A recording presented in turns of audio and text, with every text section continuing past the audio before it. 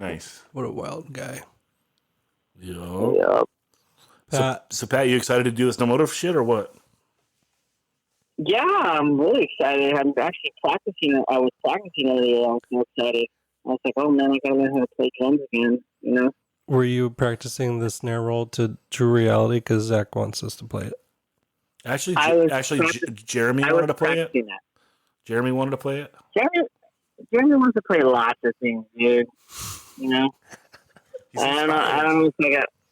Huh? He's inspired. I know. I would play God Save the World or something. Maybe like the Bulls cover. That would be cool. Oh, shit. Funny you should mention it. Funny you should mention it. I would play that one because it's cool, because the reality is cool, but then I got to really practice to do that. And the Bulls one's kind of cool because I could hit harder and there's like a little flow part in there, you know? You can hit hard on True Reality if you want, man. No one's going to hold that against you. Pat, I don't think you've never not hit hard. That's true. I think you got to worry about that. Hey, Pat, we're going to call you right back. Okay? Go ahead. All right. FaceTime audio thing. Yeah, dude. You got to hit him. Give him a FaceTime. You want to see the other ones? That's Daniel. Hello. Oh, that's better. I think that's better. Did you FaceTime me? Yeah. Dude, take your dick out. What up? It's too dark in my car. As long as you're talking directly into your phone, I think you'll be all right. Hey, Pat, you can stop me. I don't know if you want to go public with this, but can we talk about your glove compartment of your Mustang for those 15 years? Oh my god! What is the deal with that? Can I say that? Are you cool with that? Go ahead. Yeah. I'm a married man now. What, did he have a pocket pussy in there? No, well, it's weirder. He had a condom in there, but it wasn't in the wrapper. It was just unrolled, like in his glove compartment for like a decade. I'm not even lying. Like the entire time he had the car, it was like. I think I remember getting pulled over with you one time. Yeah, we got pulled over by a cop, and the cop he asked to search my car, and I was like, go ahead, because I knew it was in there, and it was kind of funny, because I was just waiting for him to go in the glove compartment. This fucking like floppy condom just like rolls out of there when he opens. You're like 7 years of having that condom in my glove compartment is going to pay off tonight. Exactly. Yeah. He's creeped out and we're going to get away as fast as possible. Hey, that was on the corner of Victoria and Channel Islands. I remember something right over there. Spud nuts. I remember the other thing I remember about you driving on Victoria is you saying like the one time you smoked weed and drove, you like saw a stoplight turn red and then you just stopped, but it was like 300 yards away. Yeah, you know what's funny? You know what the funny thing about that is? I was telling my wife the other day, like I was like, man, I don't smoke weed, man, like anymore. Like it's been a while and we were going over the Channel Islands Bridge because we live in Hollywood Beach, and then I was going down Channel Islands Bridge because I was delivering barbecue food, and we used to get really stoned when we were working and deliver food. And I was like, I stopped like about 200 yards before the red light, and I was still on the bridge, and I was like, what's going on? I was like, oh, crap. Yeah, so that's why I wasn't a good stoner at all. Get together, man. Yeah, you're eating barbecue, so, you know. I guess, yeah, I was eating a lot of it. Yeah. I think, Roger, you're the only guy in No Moto that didn't work in that food court on Hollywood Beach. Just because I just worked at the other one with Armand. Family. The hero drill. What about... that's where I worked, too. Oh, yeah. Right. Max, didn't you get, like... What was your story? Didn't they think you were stealing? Yeah. Well, yeah, that happened one time. It was like Friday. Like they brought me in, and I had to go do an interview at the police station because someone had stolen from the cash drawer. Yeah. And it happened, like, on my day off. Yeah. And... I just remember going to the police station. They interviewed me and they were like, "Whatever, you're fine." And then I went back into work the next day, and everyone's like everyone else I worked with was like on like work furlough in prison, you know, and they were just like, yeah, dog. I think you did it, but it's all good. I wasn't even fucking there. Max, wait, what job was this? You worked at the food court too, at the Mexican place? Yeah, At the pizza spot. I worked at a pizza spot. Oh, Philomena? No, it was called something else. It was like it became up in another pizza spot later. But then the funny thing about that is like they were like, "Hey, we're gonna move you over to the Mexican place for a couple of weeks because like we had staffing or whatever." And while I was working in the Mexican place, the guy who had been a janitor there for like 20 years bought the Mexican food restaurant and he laid everyone off. And then I got laid off from the fucking I was like, I don't even work here. Dude, you guys set up. You got fucking set up. Yeah, they're like, hey, look at this thief out of here. You're gonna go work at the Mexican spot for 2 weeks. Hey, you're fired. That sounds like Friday. How are you gonna get fired on a day off? I know. It was so confusing. Dude, do you remember that janitor that worked? He was at the Euro Grill. Dude, he's still there. He's still there. Oh yeah, dude, that guy. He used to call me melon pelon, like fucking melon hair for the people who don't speak Spanish. And then he had these gold teeth, and I'd call him risas de oro. Yeah, smiles of gold. And then for Mike Wolf, he just called him. He just called him feo. Oh, feo. He didn't even get a name. Hey, what up, ugly?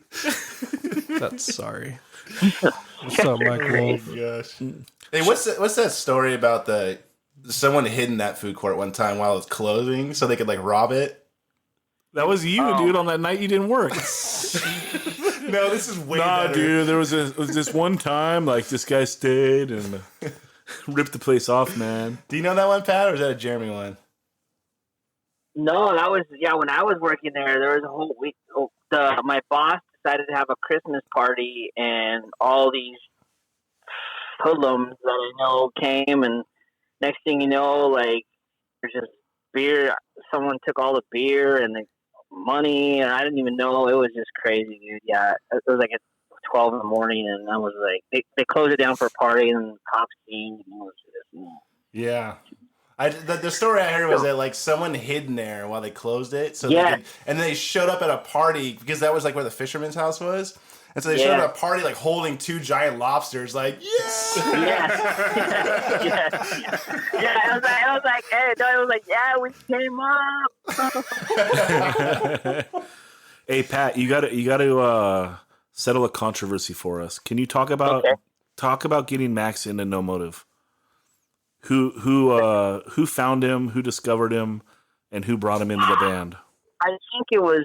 I think. Well, at the time, I was going out with this girl who lived on Silverstrand, and Jessica, and her younger sister Jenny knew Max, and I think I asked Jessica to get me in touch with Max somehow, and I think Fred knew him. I don't even know if Fred knew him, but I think it was my girlfriend and her younger sister Jenny had a connection with him. So we're going with the Blafers. The Blafers got Max in No Motive. Yeah. That's a third story. A third theory. I think so. That's what I remember. And then I called him, and I think I talked to him on the phone. I think, what's your number, Max? 985 6863, baby. 6863. And he came to my house like a couple of days later, I think, with his Fender amp and Fender guitar and an amp. Great. Yeah. And was it the Great? Yeah. No, it was the Legend, dude. The Legend. Yeah, the Legend was cool. And then he came up, and then we started playing Problems. No, he had this riff. I remember the riff played Max. It was like it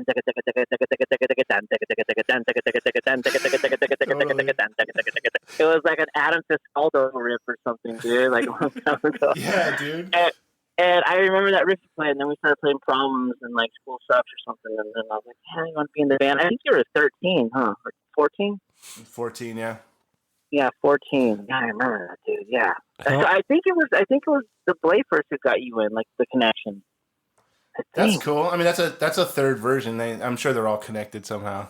Because it all plays a part. I can't quite like nail it down because I was at someone else's house when you called me, so it was like, how does that make sense? Would that be pre-cell phone? It's like you're calling around. They're like, oh no, he's over at this guy's house, and like they're like, totally, and like you're just calling different people's houses trying to find somebody. That's badass, dude. That's old school, dude. It's real, dude. Stuff happens. Yeah, man. They needed you that bad. They couldn't just wait and leave a message.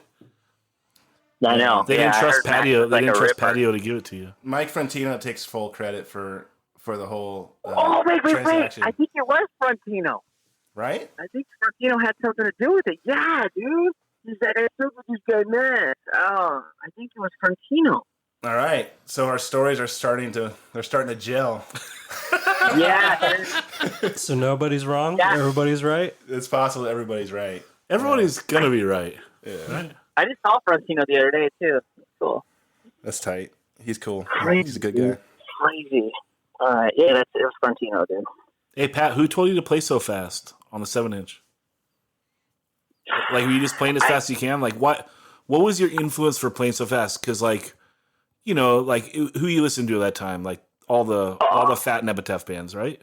Yeah, I learned how. Well, first, when I started playing fast, it was like I started doing, like the Green Day Dookie, like the fast hi hat, and then I got to know Effects, and then I heard the Forgotten Country, Good Riddance album, Yeah. and I was like, it's too fast. Like, it's really fast. Like the way doing the hi hat and then the strumming, like the down picking, is so fast. I was like, I gotta try to keep up with this dude. Right. It's not So fast do-that, but it's fast like mid-tempo, huh? The good real stuff. Yeah.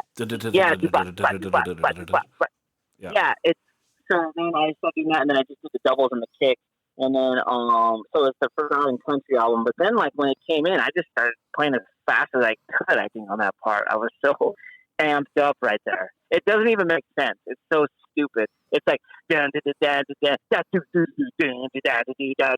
bam. Oh shit! And I'm like, I wasn't cheating on there, and I was like, how did I do that? I listened to it, and like, I wish there was a better recording of it, because then you could hear the doubles on the kick drum. You know what I mean? But yeah, it was reel to reel, and no, just a quick mix. And I remember John Lyons was like, "Hey, can we listen to that?" And he's like, "Why?" I felt like my heart just went down, dude. I was like, "Oh, my heart went down." Well, John Lyons has never heard anything special in his life. That's true. You know what I mean? I know. I thought that was the best recording I've ever heard in my life. I heard the tom go. I was like, is that us? Oh my gosh, that's my Tom a rock star. Whoa, Yeah. I was so excited, and then I just got let down by Lyons, but it's cool. One thing I remember is you can't. Well, let's talk about Lyons. You can't take it personal at all, right? No, because like he probably let's go through things that he downplayed. Like he saw Shawshank Redemption. Like someone was like, "What do you think about that movie?" He's like, "Oh, it's all right." It wasn't so much his words; it was just his tone. Anyway, Yeah, so he could be like, "That was the best movie I ever saw in my life." Yeah, or he's like 5 years old. Like someone buys him his first ice cream cone. Like, that was all right. It's okay.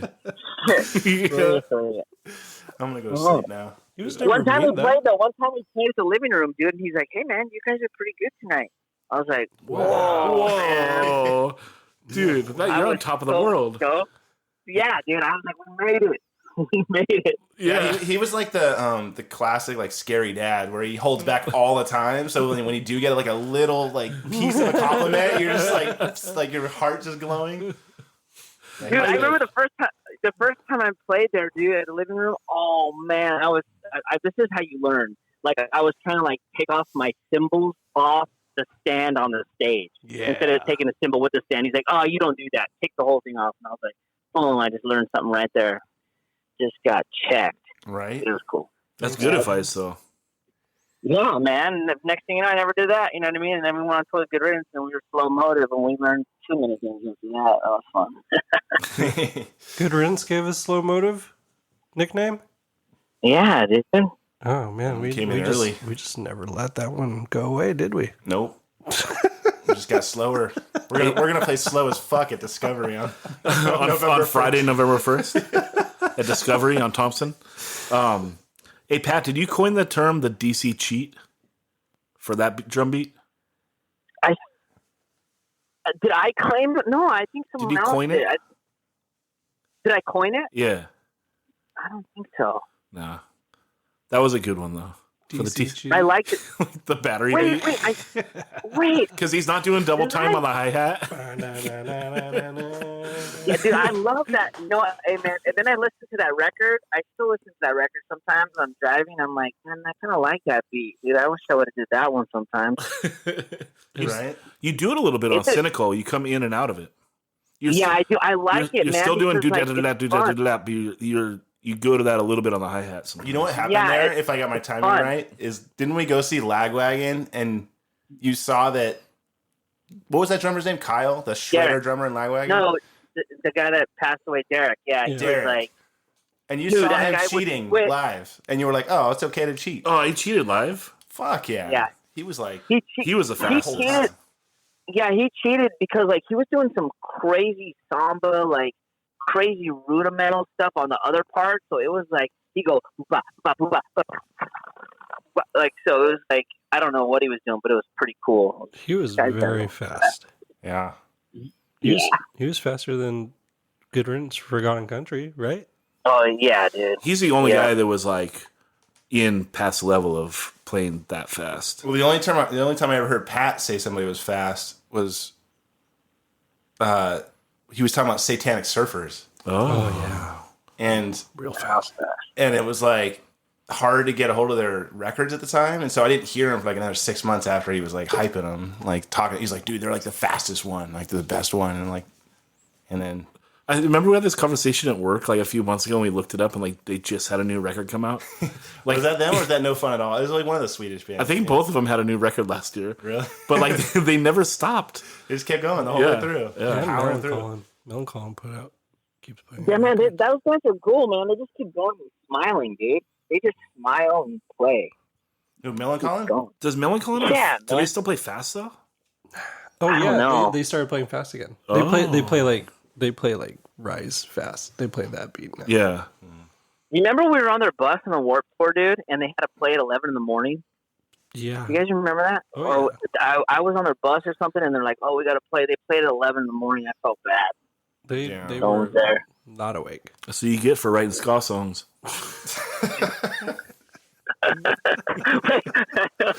Should have kept it fast, Dude, fool.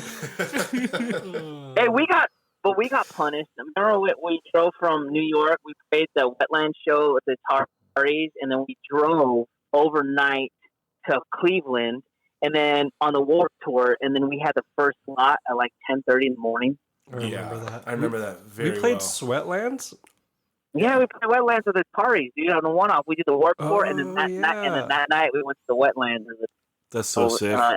That was a And then we drove. Yeah, we did like 2 shows. That show was no AC, dude. And there was like 600 people in there. I think that was the last year of that club. I think they died pretty quickly after that. Did you ever play Peabody's in Cleveland? Oh yeah. Yeah, I think That's so. sick too. Yep. Because that's like And walking distance to a baseball stadium or something. We never played Cleveland. Actually, Cleveland. Three years, 3 canceled shows. That's one of the few cities we played where the show got canceled when we got there. That's was Clevo style. What was that Cancel place? your show. Blind Lemon. Was that what it's called? They had like a club called it. Something like that. I remember showing up. Isn't your favorite band from there, Max? One Life Crew or something? I never. We don't talk about them. Have you guys? We'll just talk about integrity instead. Yeah. Shout out Ringworm. In Cold Blood from there just put out a new album. It's sick. But Cleveland's sick, dude. I mean, their fucking lake caught on fire. Like, if that's not an endorsement for the city, then what's up? I don't know if that is an endorsement. That is. Well, for hardcore, Oh, right. if you're like, I don't know, dude, how's hardcore from Clevo? Well, our fucking lake caught on fire. It's too pretty hard. hard. You gotta do the math. What was the day? What was the day on Warped Tour where we jumped into it? Was it Cleveland that we jumped into the lake and there was like dead fish and stuff? That was you guys. Hey man, you that guys was, are crazy. it was hot. Pittsburgh. It No, was that was the Salton Sea. It was just a one-off. You guys played Showcase. I just wanted to take a shower. Dude.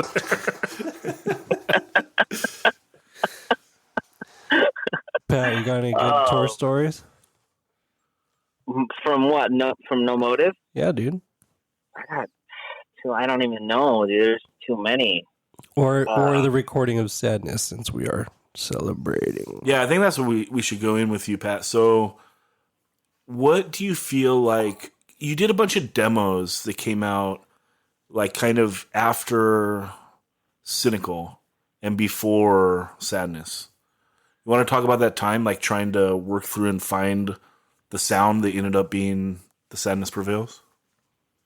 Yeah, that was like that was cool. That was a cool time because most of the songs that we demoed, like it was Jeremy wrote like he came up and he's like, I wrote this song called Stay. And I'm like, oh, it was like these pop chords. I'm like, I was going, And then he started playing like the riff he had all the lyrics. And some of the songs in there, Jeremy just had already, you know what I mean? Which was really cool. So I remember playing Stay and then writing Waiting Hurt. And actually, Phil Tibbs wrote one of the riffs on Waiting Hurt. Really? Which one? Yeah. So like, the riff not the beginning, but the verse riff that riff. Yeah. He wrote that, but I changed it to an octave, and we were in my room. Yeah, and then I wrote the chorus to it.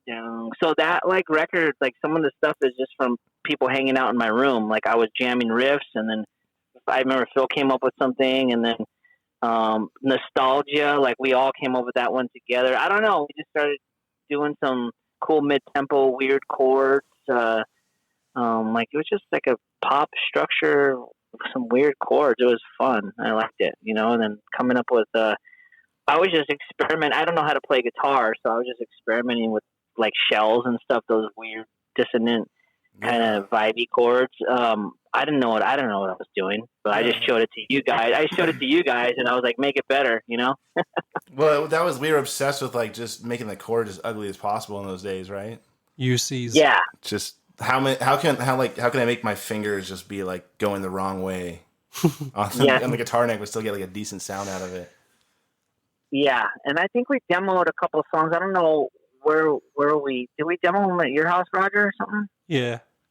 The sadness songs, we demoed those in Irvine at my brother's and house. then we recorded when Dave was in the band, before you, Roger, we recorded So What and Nostalgia for some Vagrant sampler when they were going to sign us or something. And then we took all those samplers. They gave us like 500 of them on Good Riddance tour to take. They hooked us up, man. They gave them to us for free. So just go and try to survive. And that was cool. But yeah, I think that's how we did it. Who wrote the fast songs on that record? Those were all Tim Tibbs songs. Who wrote? Boy, So What? Max wrote So What? Yeah, I was obsessed with battery at the time, and so I just did a straight battery rip off. I think Jeremy wrote Tribute though, or you were Jeremy. Yeah, I wrote the riff to Tribute, just the and then Jeremy did the rest. Well, that song was a little older because that got demoed and came out on Scarred, right? Yes, that we demoed. We recorded that one with John Lyons with Somewhere. The favorite, still to this day, the favorite thing that I get to do whenever we play is I ripped off Mr. Brett from Bad Religion going into Tribute.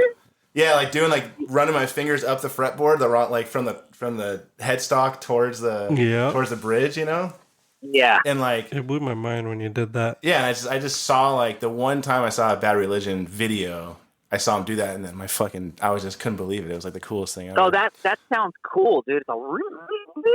Was it like that Suffer Tour video where they're editing in all that shit from Europe? Maybe. All I remember about it is that like is it when Heston's like, I'd like to play video games on my Nintendo. That's the one. Blades of Steel. Yeah, and I just remember being like blown away that Mr. Brett played like a full Hesher guitar. Like he played like a Charvel or something. Totally. Yeah. Yeah. Blades of Steel was a tight game, dude. I remember that one. Yeah, dude. Blades of Steel. I love that game. So how did it get from Scarred for Life and what was that first fast song? In the end, we'll be Sky for Life. False Trust. False Trust. Yeah. So how did it go Sky from for like Life. almost becoming a hardcore band to becoming a melodic, slower punk band? How did that happen? I don't know. I think we grew up in such like everyone like man, there's so many different bands, and Oxnard and stuff, and then we play with Ignite, and you like, oh, I want to write a song like that. Oh, that sounds cool, you know. And like, I think when you're that young, like for me, you're kind of highly like impressionable, you know what I mean? Yeah. And you just look at people what they're doing, and you're like, not necessarily want to be like them, but I want to try something like that. Like that's cool, you know. And then you try it, and then you listen to it, and it's kind of cool. But then you're like, it's not our greatest. People could do it better. You know what I mean? People could do it because Jeremy's not a yeller. You know, Jeremy has his Jeremy voice, and I think his voice fits with the melodic, with the chords and the stuff we were going to, like Solemn and Stay and Waiting Her and all that stuff. It fits pretty well. You know what I mean? But it worked really good on Problems too, because he sounds like a 14-year-old kid, and that sounds tight. You know what I mean? I got problems. That's like awesome. You know what I mean? The energy's there. You know, so I think when we went from that to that demo Discard, and I don't know. I think we're kind of maturing in a way that we didn't even know we were maturing. We were just doing it. I don't remember actually having like a conversation about slowing things down. It just happened. We were starting to kind of develop our own style a little bit. Well, you didn't like the next Battery record. What's that? You didn't like the next Battery record, so you knew that style was a fucking dead end.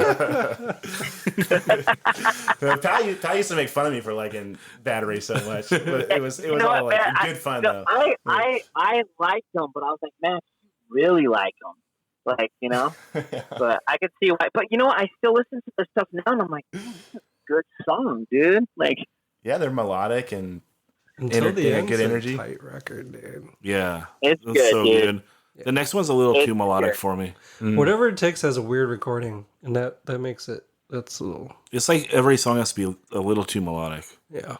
Did you guys ever get to that random one? It might have actually been before Until the End. It's got like a penguin on the cover. What? Well, they have one before that, like it's just weird 90s hardcore. It's like a little more metal tinged. Is it kind of like they hadn't found their sound yet? It's called Only the Die Hard Remain, I think. Mm-hmm. So yeah, Battery was good. It was probably the UCs taking over. You can't play the do that beat over the UCs and have the ugly chords sound. I know. I feel like Tribute kind of like whatever you wrote that Tribute riff, and then we were like, oh, that's a cool thing. Like those weird ugly chords. That's a song where that stuff works really, really well. Yeah. And fast. Did any other bands like? What if you guys would have stayed fast, but like went in those chords? Propaganda. Yeah, Propaganda did it. Maybe. Yeah. Yeah, I don't know. That was like another record that I think influenced a lot of those songs. Like Let's Talk More Rock. Yeah, that was a huge one. And How to Clean Everything. Dude, the How to Clean Everything is my favorite, man. I love it. So good. Oh man, it's too good. Fuck religion. I feel like religion. Let's Fuck talk more religion. Fuck religion. Those are the UCs, right? Yeah. Like getting into that stuff. Let's talk more. And the toms on that record, the drums, it just sounds good. Yeah, that's like the one conversation I remember having with Ryan Green. Is he said that they were bummed on that recording because they wanted it to sound like it was They wanted it to sound like a 4-track recording. And he's like, hey, they talk about it on the Fat Records just did like a documentary, and they talk about kind of being bummed just because it sounds like everything else. But it's like, what did you expect? You didn't do like your day one homework. Like you're going to record with Ryan Green that every other band went and recorded with, right? And you expected it to come out different. And he's like, nah, dude, make it sound like Crass. Exactly. I don't know, dude. Didn't come out that way. But I don't think that record does even sound like all those other records. I feel like it doesn't because it's kind of sloppy. Like it's like the way the drummer plays is really good, but it's not like perfect. Like there's fills and it's a little sloppy. Like it's just the sound, but like sonically sound, but not like their band. You know what I mean? Like and their guitars are all metally sounding. Yeah, man. Like this is good. Yeah, you know what they're talking about. Their drummer did like he didn't do the do that, huh? He just went do that like that. I think so. He didn't do that. I don't think so. Maybe... I don't know. He might have been do that. You know? Well, Noise for Name was always do that, and then he did like that little fill every time before he hit the cymbal. He go do that. Yeah. Like the roll into the cymbal hit every time. Yeah. That's like a hell of a nervous twitch, huh? So many symbols. Do you have any memories on making sadness that you can recall? Oh, dude, I have the best. Oh, that's kind of funny, dude. You remember when when we recorded at Audio International, and that's what we did, right? Yeah. Yep. And then you remember Trevor was on the Atkins diet? Okay, I remember. Pork rinds only? Huh? That was like when you eat pork rinds only? Okay. So remember when he was on the Atkins diet, dude, and like I think he left the studio and was like, hey dude, let's go to the control board. And you know how one, like, you know, slot one says kick, two snare, and they have it on tape? Yeah. We put like on one asada, the next one was carnitas, the next one was lengua. all these meats and like low carb shrimp Pastor. all over the control board, dude. Totally It was remember kind of that. funny. Hey, was it sadness where he tried to bring the valve state amp, or was that diagram? Yeah, we were already acting like snobs, dude. Like my amp was a PV at the time, and he brought like one of those valve state Marshalls to try, you know, just for whatever. And shot him he's like, down. oh, let's try this out. And we all just kind of like did that, like, you know, when your mouth like puckers and goes to the side. We're like, I bet you that amp would. Did we even try it? It probably would have sounded good. yeah, we Dude. shot him down super hard, and I'm sure that he was like, fuck these fucking kids, dude. They don't know how to get tone. He didn't even get into the control room. He like had to turn around from the hallway. Yeah, We shot him down. didn't happen. How can we shoot him, dude? That guy has such good tone. I know. Well, I ended up using Valve state, dog. his top hat on that recording for my track. Oh yeah. Okay. Yeah. So yeah, we ended up using his. Yeah, his tone live is really good, dude. Yeah. Maybe he picked that amp because he loves Hatebreed and Satisfaction. Did they play top hat? No, they use valve state. Oh, Do they? Or that might just be Hey, a that guy rumor. sounds so heavy, dude. It might be a rumor. I could have sworn that I heard that somewhere. I don't know. probably records well. It's like that metal, like guitar center tone, right? Like super saturated distortion. Oh yeah. Oh yeah. Yeah, man. What about Tour Stories? You got anything? Oh, gosh. I'm trying to get across the border with Good Riddance. Chuck. Chuck is just a tour story, dude. Chuck. Remember when he fell down? Remember when we were in, I think we were in Salt Lake City, and he tried to go down, I think he was stoned. I don't know, but he tried to run down the escalator when it was off. That Slipped and he fell down the whole thing. Bing, bang, bang, like a. that was in Boise, and me and Max were in the hotel room because we were children, and you guys were the ones of legal drinking age. That's right. But then we all got to enjoy watching him try to do a cool guy move on that water slide in Regina at the water park in the hotel room.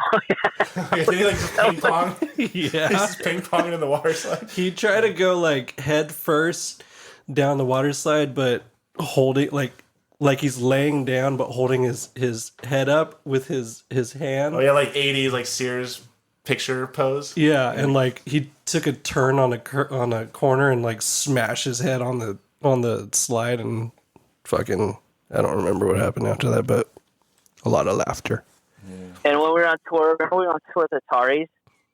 That was fun. That tour was fun. And like when we had to use their hotel room to shower, and they're like leaving. They're like, later on, guys, see you at the show. And they forgot to like close their trailer and went over a speed bump, and all their equipment fell out. Oh yeah. They drove off and all their equipment spilled out. Oh yeah. Or when we found that wheelchair in Vegas and took it with us and pretended that JP had hurt himself. That was Gary. Oh, No, it it's was Gary. Oh my god, I can't remember anything anymore. You know, Gary's going to come to our show, I think. No way. When is the show again? Right now. Dude, that's going to be Friday night, November 1st at Friday night. Discovery on Thompson. Yeah. in Ventura, California. Ventura, California. You know it. Maybe he'll even show up to the second show. I think he will. I That'll told him be to pick up JP on the way. Yeah, man. That's going to be Saturday, November 2nd. A chain reaction in Anaheim, right? Yep. Anaheim, California. That's right. Home of Mickey Mouse. Yes, sir. Yeah, man. Hell yeah, Pat. Well, Pat, we're gonna have you on again because I think we're gonna do a pod with you and Fred telling stories. So think about a bunch you want to tell, and that'll be a Pat and Fred fun episode. But I want to do it. We'll do it in person. We'll do it when I'm up there. Oh, that'll be cool. Yeah, that'll man. be awesome, man. Yeah, it'll be better than the phone stuff. Is sometimes we got to do it by necessity, and this show is right around the corner on November 1st, so we got to do it right now. But yeah, we'll do it in person. It'll be good. Wow, stoked, man. I'm looking forward to it. Yeah, man. Anything else for the man? No. Pat Pedraza, fastest drummer in Oxnard. Slow us down. Who can sing it the fastest? I have a competition. All right, I'm going first. I'm Zach. Okay, Raj. Go for it, Raj.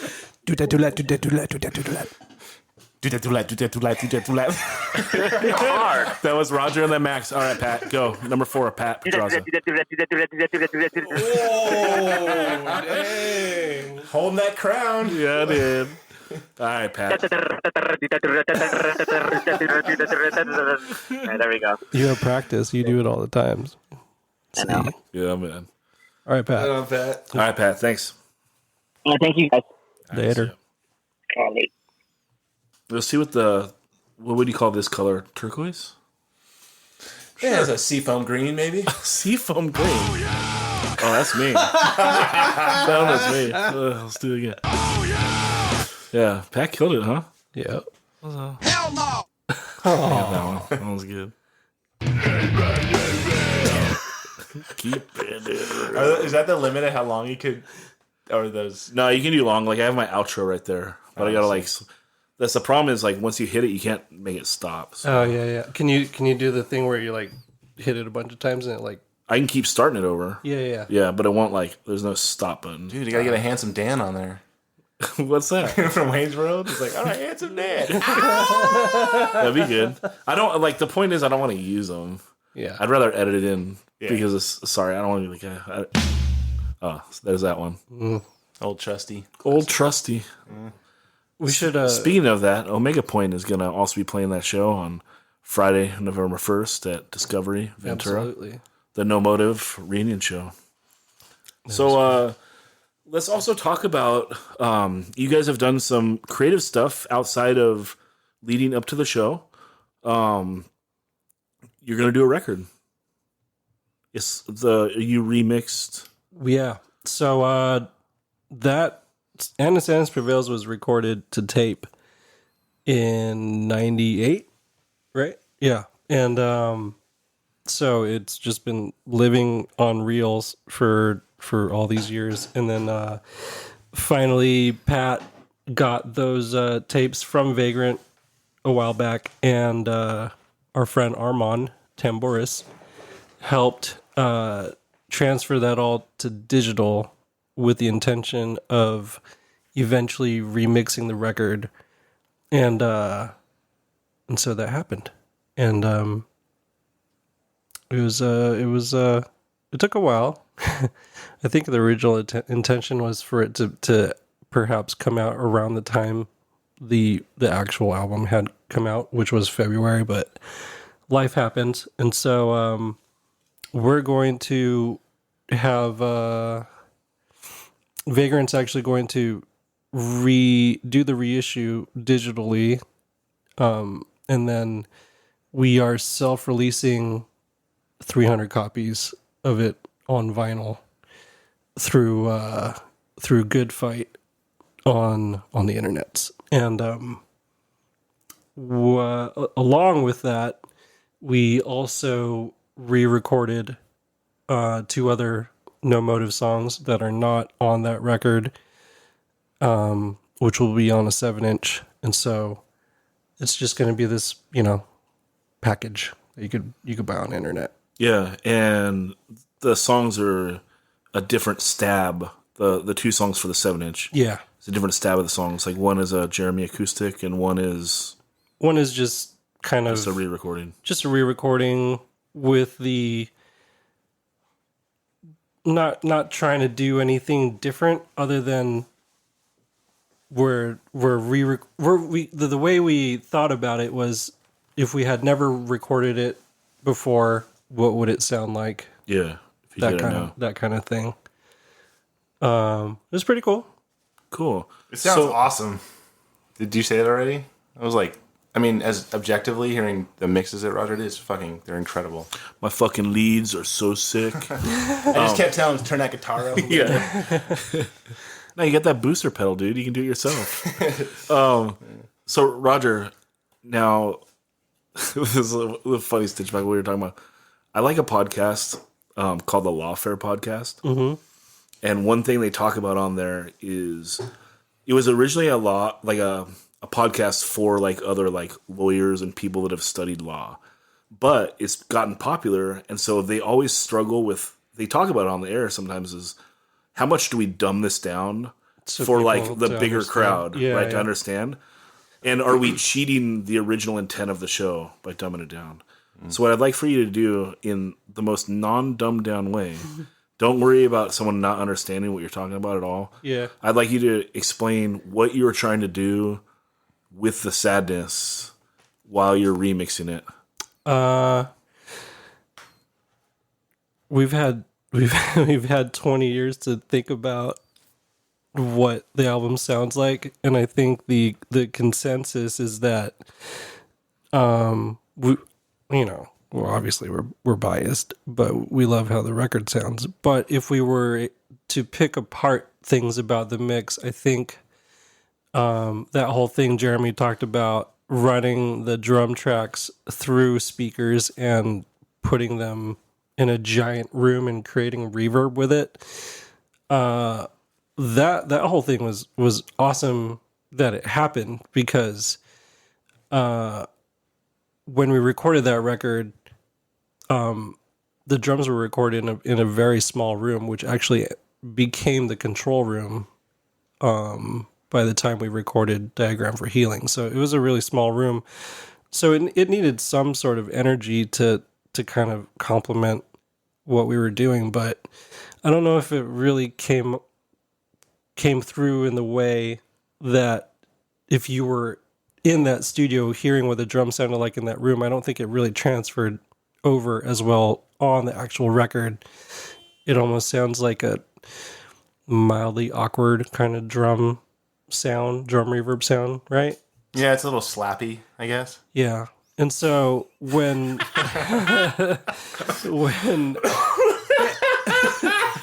but we have to remember that record was Don't dumb it down for us, Max. it was recorded. That's Latin. It was recorded and mixed completely analog. So, back then we didn't fix anything.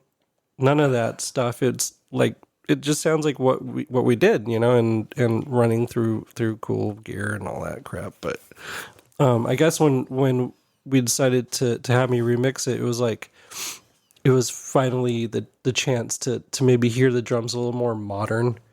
And Pat always jokes about it, but I know he's like 90% serious when he says that he wants his drums to sound like Metallica. So yeah, he always liked those big Bob Rock drums. Yeah, it was always kind of a goal that we never really. And I so they took a year and a half to record that record. Didn't they? in the year 2019, it's very very normal to put drum samples, which I mean they did that with Fat Records those recordings back then too, but is that something you like?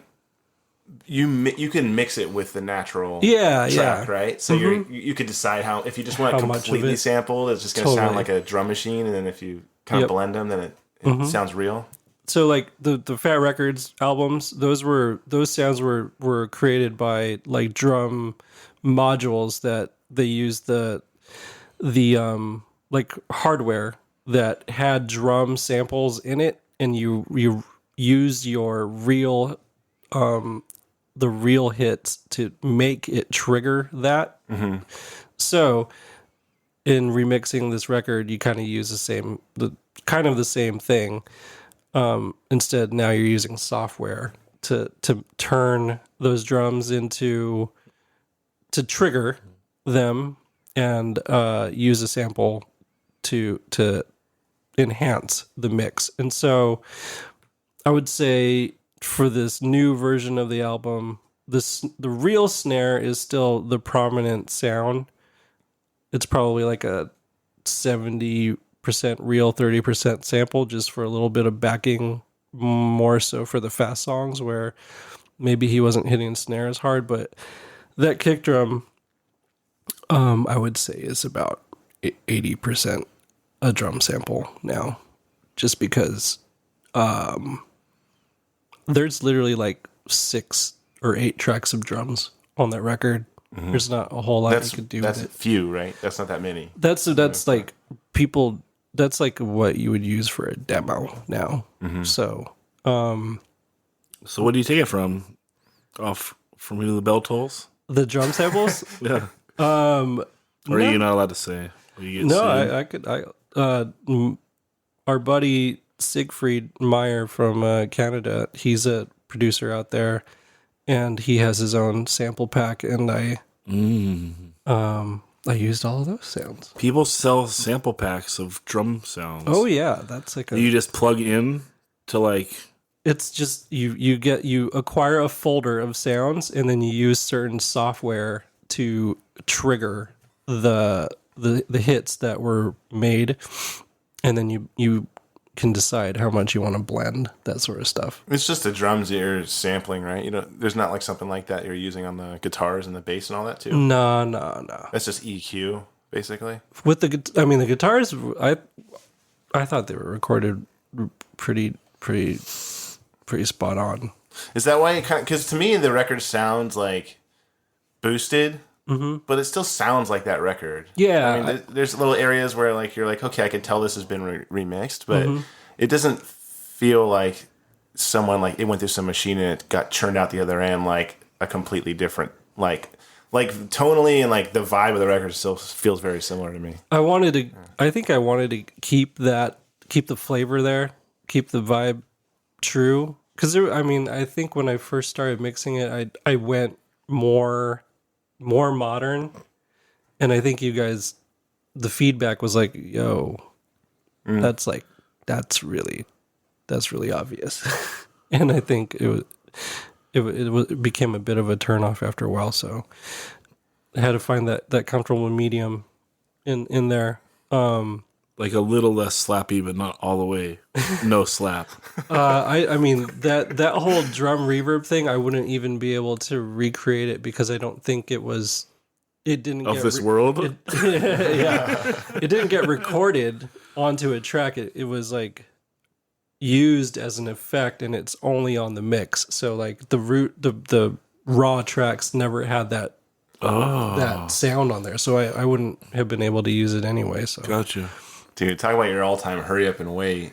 I remember doing that and just sitting in the studio, like, waiting.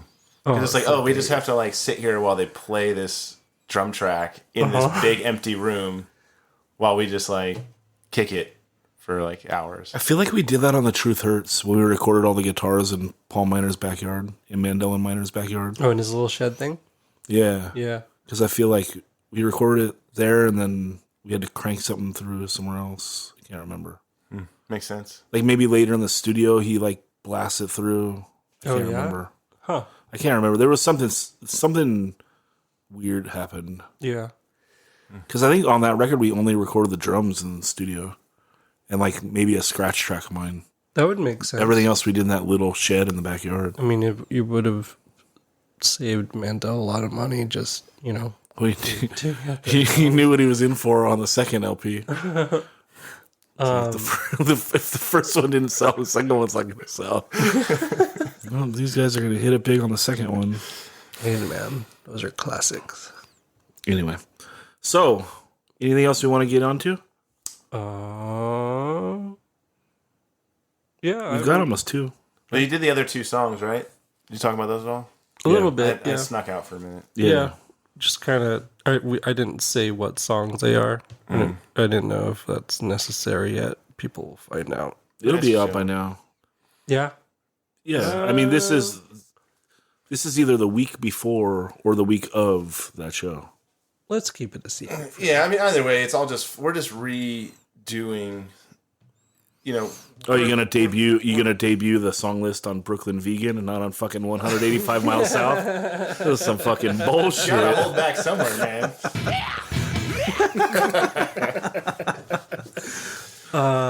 Well, we did make a music video for one of them. So that song is Life Goes On. And Jeremy just played it on acoustic and sang. Pretty simple. And made a music video in Oxnard, down the street from his house. Yeah, and that'll be out by now.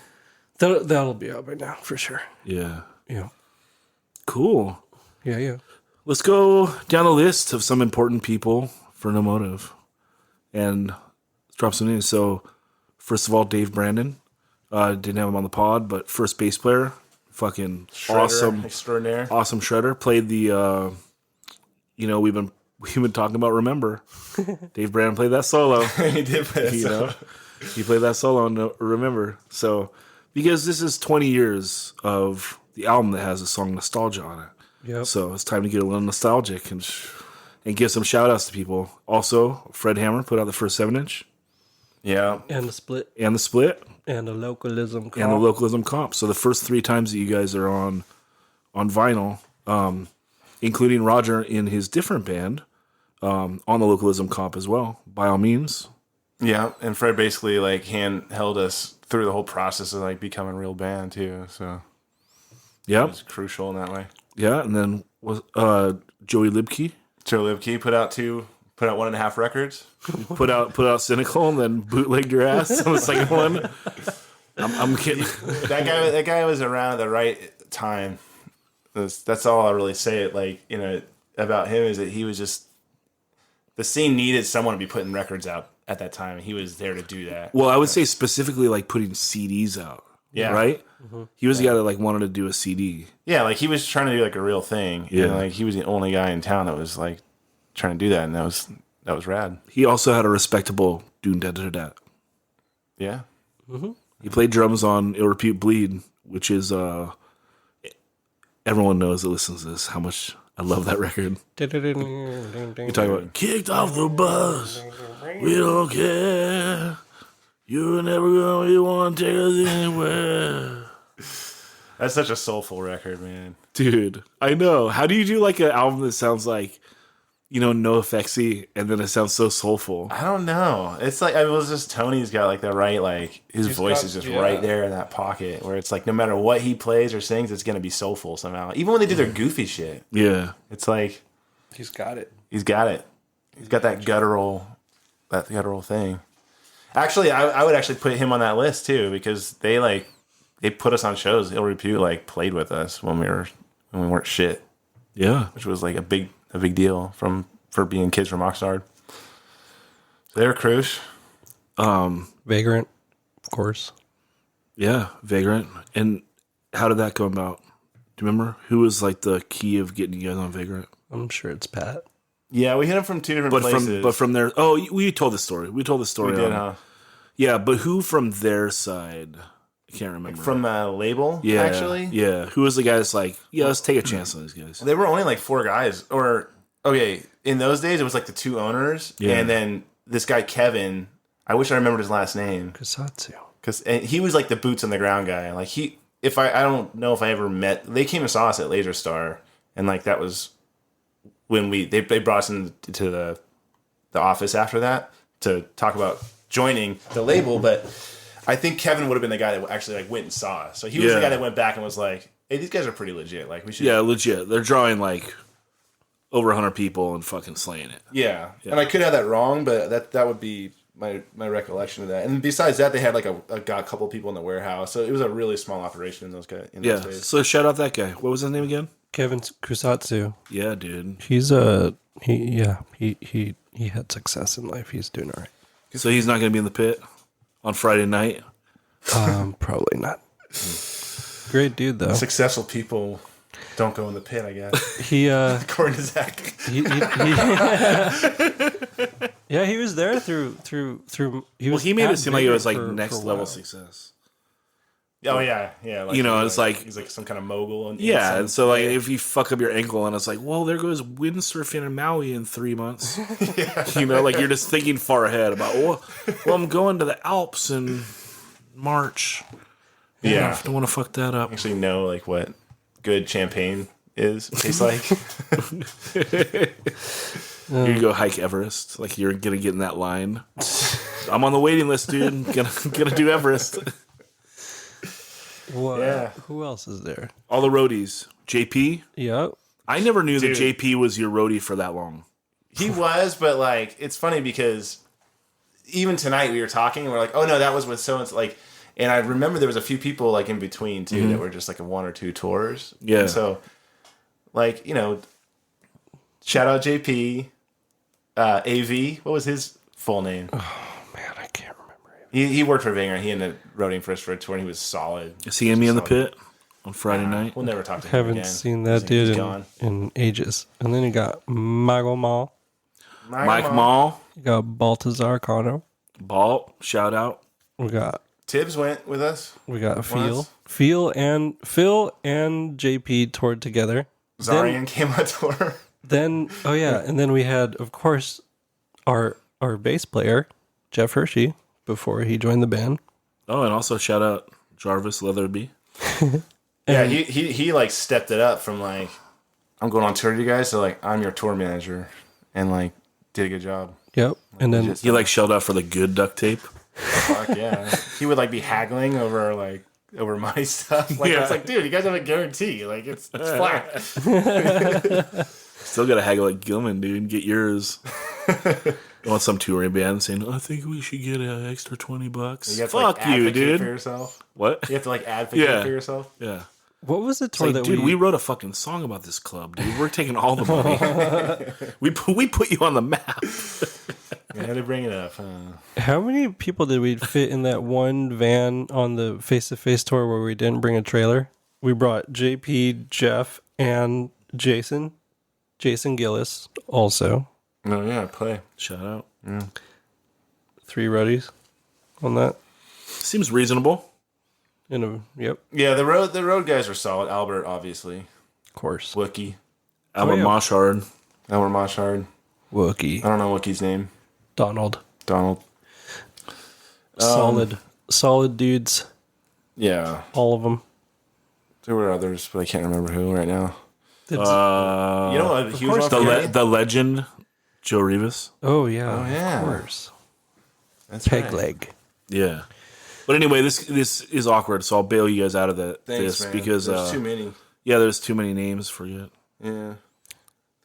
The one thing I will say is Joe Bogus, who I lived with for all those years, was like the only reason I was able to be in a band, because I would go on tour and he'd give me work and a place to live in between tours. True dat. And he would make every fucking night completely entertaining by doing something crazy every single time. So that's if I had like one life shout out, he'd be the guy. I gotta always shout out my brother, for sure. Oh yeah. Well, shout him out by name. Ray Camaro. Raymond Noel Camaro. Do it. Forever. Hell yeah, Ray. Yeah, and let's shout out to the Blafers, Mike Frontino, and Fred Hammer for getting Max into No Motive. Best day of my life. It's a 3-way tie.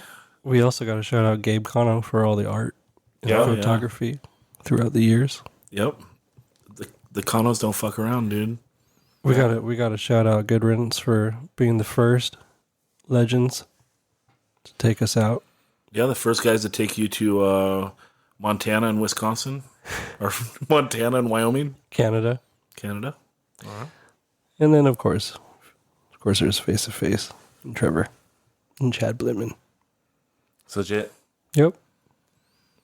Yeah, I think that's all my brain has in it for now. cool. All right. Well, where are we going to see everyone? Oh, you know, Let me remind you guys of the club Discovery. Yeah. in Ventura, We're going to see them when? November 1st. Oh, what night of the week is that? That's a Friday night. Convenient Friday night. And it's going to be a Discovery in Ventura on Thompson. Yeah. And the lineup? We got the Legends, No Motive coming back for the 20th anniversary of And the Sadness Prevails, the first of their 3 great LPs. And Omega Point. Correct. And Slow Trip. And Out of Trust. The Mighty Out of Trust. Okay, night 2, which is Saturday, November 2nd. And Chain Reaction. Chain Reaction, Anaheim, California. We got No Motive doing the 20th anniversary of Sadness Prevails. And then on the second night, also Slow Trip as well. Yep. And Modern Color. Modern Color and some TBAs. Yeah. To be announced. You know, you'll probably know by now. But the show's just around the corner. I'm going to be there. And come say hi. And come say hi to Max and Roger and ask them to autograph shit. And Maybe we'll play Talk is Cheap. buy a lot of shirts. Oh, yeah, we should. You guys should play Talk is Cheap, dude. That'd be sick. Only if you sing it. Dude. Oh, you think I got shy? Oh, I know you're not. Dude, I sang it that one night when you guys played. It was at Skate Street, and it was like a weird. It was like across the street or across like the alley from where like the Skate Street was. Remember, you guys played a show. It was like downstairs. It was like just in a warehousey spot, but it was at like the same location as Skate Street. Huh. Anyway, the night I sang "Talk Is Cheap," and then there was like gonna be like some fight that like Revis was breaking up with like some Nard dudes and like these kids from Camarillo. And I remember the kid from Camarillo like telling Joe, he's like, "It's cool, man. You guys are from Oxnard. We're from Seatown." And Joe just like laughing in his face, like uncontrollably, like, "It's cool, dude. You're from Nard. We're from Seatown." And he's all, The only thing I remember about that is how young and scrawny and white that kid was. You know, I don't think the Seatown thing stuck. no. It was said once. It was said once, Never said again. Yeah. That was the end of that. He went home and got beat up by Berry Street at the fucking Burger King that night. Never tried to act street again. All right. Tight, man. Thanks for having us on. Yeah, thanks, Appreciate Zach. it. Yeah. Thanks for doing it.